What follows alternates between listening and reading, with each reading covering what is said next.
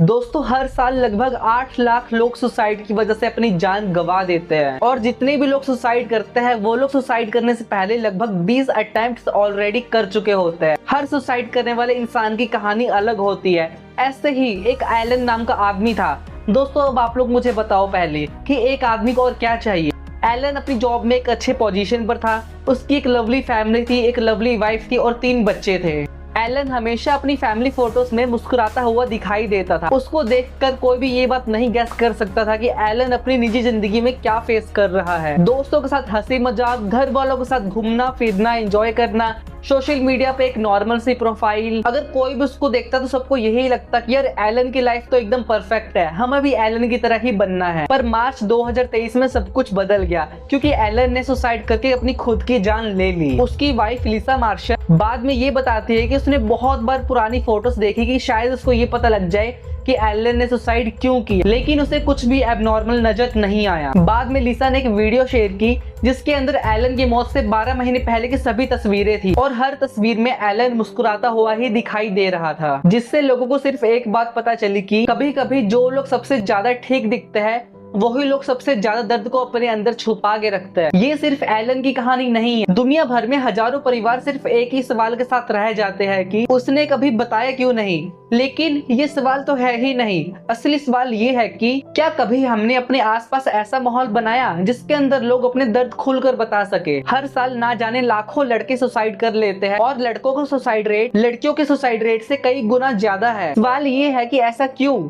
क्या लड़के ज्यादा कमजोर होते हैं या वो अपने अंदर इतना दर्द छुपा लेते हैं कि किसी को पता नहीं चलता। हम हमेशा सुनते हैं कि लड़के रोते नहीं, स्ट्रांग बनो, मर्द को कभी दर्द नहीं होता। बचपन से ही ये सभी बातें कई लड़कों को सिखाई जाती है और आपको भी यही बातें सिखाई गई होंगी। लेकिन अगर किसी इंसान को अपना दर्द दिखाने की इजाजत ही ना मिले तो वो दर्द जाता कहाँ है। इस वीडियो का मकसद किसी को भी ब्लेम करना नहीं है, ना लड़कों को, ना लड़कियों को और ना ही किसी सिस्टम को, क्योंकि सुसाइड का कोई एक रीजन नहीं होता। आज की इस वीडियो के अंदर हम वही जानने की कोशिश करेंगे कि इतने सारे यंग मैन स्ट्रगल क्यों कर रहे हैं और हम इसके बारे में क्या कर सकते हैं। दोस्तों एक डाटा के हिसाब से 2023 से 2024 तक इंडिया में 1,70,746 सुसाइड के केसेस को देखा गया, जिसमें से 73.5% सुसाइड सिर्फ लड़कों ने किया और बाकी लड़कियों ने। यानी कि हर 4 केसेस में से 3 केस ऐसे मिले जिसमें कि लड़कों ने सुसाइड किया। और ये कोई एक साल की बात नहीं है, पिछले कई सालों से सुसाइड का रेट हर साल बढ़ते ही जा रहा है, जिसमें कि मोस्टली यंग लड़के ही है और उन सभी की एज 18 से लेके 45 साल तक की है। ये वही एज होती है जब पढ़ाई, जॉब, करियर, रिलेशनशिप और फैमिली का दबाव सबसे ज्यादा होता है। एनसीईआरटी के 2024 के डाटा के हिसाब से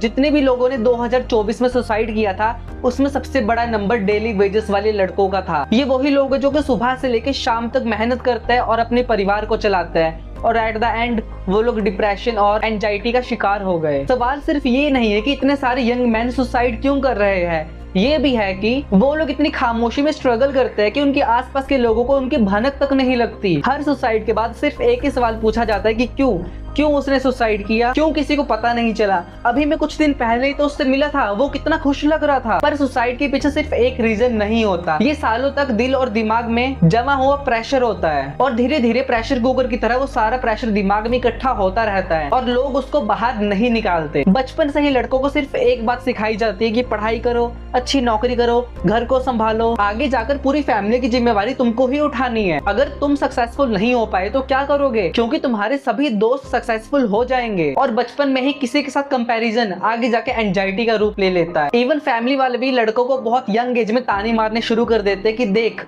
उसका बेटा कितना अच्छा है पढ़ाई में, वो कितना आगे जाएगा और तू यहीं पर रह जाएगा। अगर बचपन में कोई लड़का रो रहा होता है तो सभी लोग उसको यही बोलते हैं कि भाई स्ट्रॉन्ग बनो, तू लड़की है क्या जो रो रहा है। इसीलिए रिसर्च में ये पता चला है कि बहुत से लड़के इमोशनल हेल्प लेने में हिचकिचाते हैं। उन्हें डर होता है कि सामने वाला उन्हें वीक ना समझ ले और उसकी ये वाली बात बाकियों को पता ना चल जाए। इसलिए जब वो इंसान अपनी इमोशंस को बाहर निकालेगा ही नहीं, वो अंदर ही जमा होता रहता है। भले ही सभी की लाइफ में बहुत सारे लोग होते हैं, फिर चाहे सोशल मीडिया पर हजारों या फिर लाखों फॉलोवर्स ही क्यों ना हो, फिर भी लोग लोनलीनेस का शिकार हो जाते हैं और अपने दर्द को किसी के साथ भी शेयर नहीं कर पाते हैं। रिसर्च में भी सोशल आइसोलेशन को सुसाइड के साथ जोड़ा गया है। इसके बाद breakup, divorce, family conflicts, child custody, dowry या फिर अपने किसी क्लोज को खो देना भी सुसाइड का कारण बन जाता है। आप में से बहुत से लोगों को ऐसे लग रहा होगा कि अगर किसी को इतनी ही प्रॉब्लम है तो वो किसी से हमसे हेल्प क्यों नहीं मांगते? क्योंकि इनका कारण भी सोसाइटी ही है। लड़कों को बचपन से ही बोला जाता है कि इमोशनली स्ट्रांग बनो, अपनी प्रॉब्लम्स को खुद सॉल्व करो और सबसे इंपॉर्टेंट वीक मत बनो। रिसर्च से पता चलता है कि लड़के अपनी थेरेपी को तब तक पोस्टपोन करते रहते हैं जब तक उन्हें कोई सीरियस इशू ना हो जाए। और इसके पीछे लड़कों का ईगो नहीं होता, इसके पीछे कभी उनको शर्म आती है, कभी दर्द, कभी पैसे, और या फिर ये सोचना कि मैं तो खुद ही ठीक हो जाऊंगा। लेकिन एक सच ये भी है कि इस मामले में हेल्प मांगना आसान नहीं होता।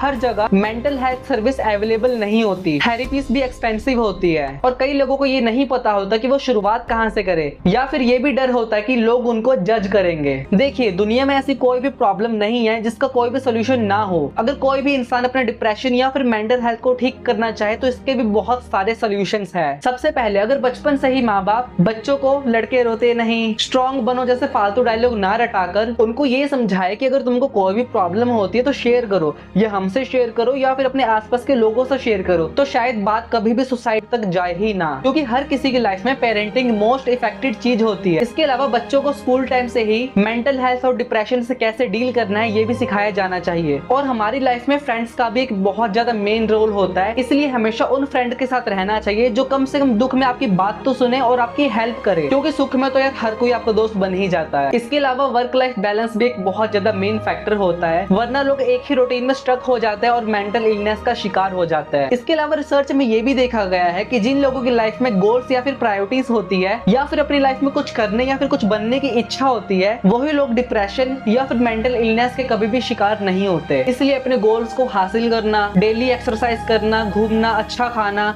ये सभी भी बहुत इंपॉर्टेंट चीजें हैं। और एट द एंड अगर लाइफ में कुछ भी वर्क नहीं कर रहा तो आप लोग थेरेपी सेशन ले सकते हो।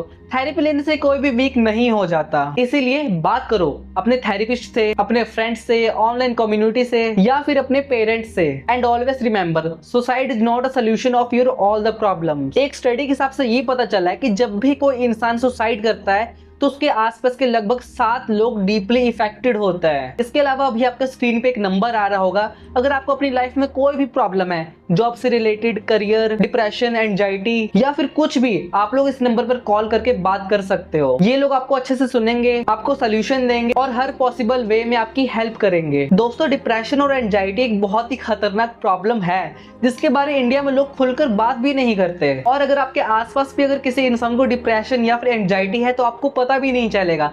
वो इंसान आपसे डेली की तरह मिलेगा, हंसेगा, बात करेगा, आपके साथ चिल करेगा और आपको ऐसा लगेगा कि यार ये इंसान तो कितना खुश है, भले ही अंदर वो इंसान डेली ही डिप्रेशन से लड़ रहा हो। इसलिए मेरी आज की इस वीडियो को आप लोग अपने भाई, बहन, फ्रेंड यानी कि आप लोग सबके पास ही शेयर करिए और अवेयरनेस फैलाइए। हो सकता है कि आपके एक छोटे से शेयर से किसी की हेल्प हो जाए। इसके अलावा आप लोग अपनी लाइफ की प्रॉब्लम्स को कमेंट सेक्शन में बता सकते हो और कोई ना कोई आपको रिप्लाई भी जरूर देगा। तो ओके गाइस, तो यार आज के लिए इतना ही। तो आखिर में मैं बस इतना ही बोलूंगा कि just stay happy from inside. तो ओके, बाय।